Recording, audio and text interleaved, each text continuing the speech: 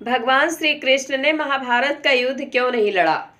महाभारत एक ऐसा ग्रंथ है जिसे पढ़कर व्यक्ति को यह शिक्षा मिलती है कि जीवन में किन गलतियों को नहीं करना चाहिए। यह भीषण युद्ध एक ही वंश के कौरवों और पांडवों के बीच लड़ा गया था। इस युद्ध में पांडवों की जीत हुई और कौरवों को हार का सामना करना पड़ा। इस युद्ध में भगवान श्री कृष्ण ने भी अहम भूमिका निभाई थी। महाभारत में भगवान कृष्ण ने पांडवों का साथ दिया था। भगवान कृष्ण अर्जुन के सारथी बने थे।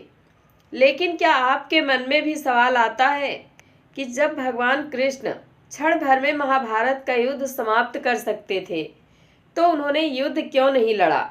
आइए जानते हैं महाभारत के इस रहस्य का सवाल। महाभारत युद्ध की तस्वीर जब भी आपने देखा होगा उसमें भगवान श्री कृष्ण को सारथी के रूप में ही पाया गया होगा। दरअसल महाभारत के महायुद्ध से पहले ही श्री कृष्ण ने कह दिया था कि वह महाभारत के महायुद्ध में शस्त्र नहीं उठाएंगे और न युद्ध करेंगे। पूरे महाभारत के दौरान कई विषम परिस्थितियां आईं, लेकिन श्री कृष्ण स्थिर चित्त बने रहे और उन्होंने अपना सुदर्शन चक्र नहीं चलाया, ना ही किसी से युद्ध किया।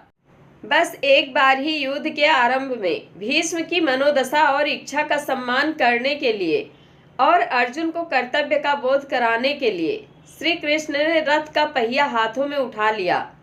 ऐसे में अर्जुन ने श्री कृष्ण के चरण पकड़ लिए और श्री कृष्ण से रथ का पहिया रख देने के लिए कहा। सवाल उठता है कि आखिर श्री कृष्ण ने युद्ध न करने की बात क्यों की, क्यों खुद को युद्ध से अलग रखा, क्यों वह महज पार्थ यानी अर्जुन के सारथी बनकर मार्गदर्शक बने रहे। आइए जानते हैं इस रहस्ययुक्त सवाल का जवाब। महाभारत युद्ध के इस रहस्य को जानने से पहले भगवान श्री कृष्ण और अर्जुन के पूर्व जन्म को जानना होगा।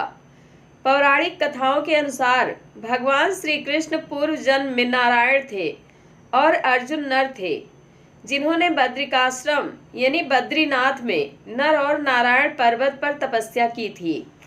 नारायण और नर दोनों ही भगवान विष्णु के अंश से ही उत्पन्न हुए थे, क्योंकि उस समय सूर्य भगवान के एक असुर भक्त दंभोदभ ने सूर्य देव की तपस्या करके उनसे 1000 कवच का वरदान मांग लिया था।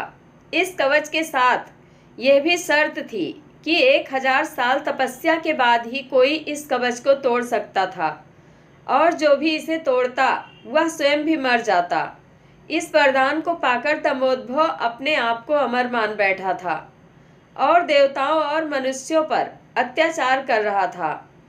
नर और नारायण को दंभोदभ ने युद्ध के लिए ललकारा। तब नारायण ने दंभोदभ से युद्ध किया और 1000 साल के युद्ध के बाद आखिर नारायण ने असुर का पहला कवच तोड़ दिया। लेकिन कवच तोड़ने के साथ वह स्वयं भी मृत्यु को प्राप्त हो गए। तब नर ने उन्हें महामृत्युंजय मंत्र से जीवित कर दिया और दंभोदभ से युद्ध करना आरंभ किया। यह युद्ध भी 1000 साल चलता रहा और नर ने असुर का दूसरा कवच तोड़ दिया। इस बीच नारायण ने 1000 साल की तपस्या पूरी कर ली और दंभोदभ से युद्ध करने लगे। इस तरह से बारी बारी युद्ध करते हुए नर नारायण ने दंभोदभ असुर के 999 कवच तोड़ डाले। जब अंतिम कवच रह गया तब वह असुर सूर्यदेव के पीछे जाकर छुप गया। सूर्यदेव ने अपनी शरण में आए भक्त को नर नारायण से बचा लिया, लेकिन खुद को नर नारायण के शाप से नहीं बचा पाए। नर नारायण ने सूर्यदेव से कहा कि आपका यह भक्त द्वापर में आपके अंश से उत्पन्न होगा और तब आपको अपने पुत्र की मृत्यु का शोक भोगना पड़ेगा। सूर्यदेव का वह असुर भक्त ही द्वापर में कर्ण हुआ, जो सूर्य के अंश से कवच कुंडल के साथ उत्पन्न हुआ था। नर ने 1000 वर्ष की तपस्या पूरी कर ली थी और दंभोदभ से अंतिम युद्ध करने की उनकी बारी थी। इसलिए नारायण ने अर्जुन से कहा था कि यह महाभारत का युद्ध तुम्हारा युद्ध है, तुम्हें ही यह युद्ध लड़ना होगा। इस युद्ध में मैं मार्गदर्शक ही हो सकता हूँ।